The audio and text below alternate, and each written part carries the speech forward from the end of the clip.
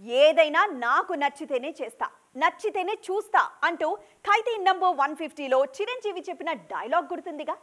ఇప్పుడు రియల్ లైఫ్లో ఇదే చేస్తున్నారు నయనతార.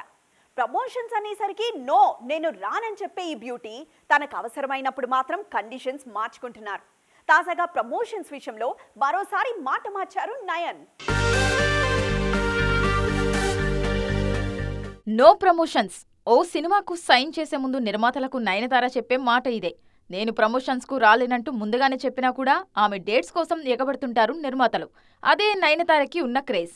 100 కోట్ల సినిమాకు ప్రమోషన్ చెయ్యరు కానీ తనకు కావలసిన వాళ్ల కోసం మాత్రం పద్ధతులు పక్కన పెడుతుంటారు ఈ బ్యూటీ. మామూలుగా అయితే మూవీ ప్రమోషన్ అనే పదమే నయన్కు నచ్చదు.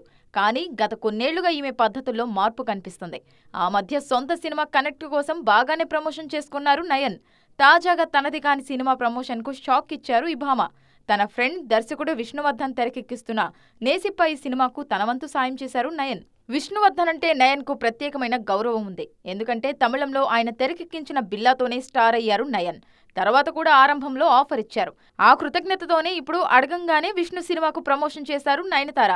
అదే తమపై కూడా చూపిస్తే బాగుంటుందిగా అంటున్నారు నయన్తో సినిమాలు చేస్తున్న దర్శక నిర్మాతలు.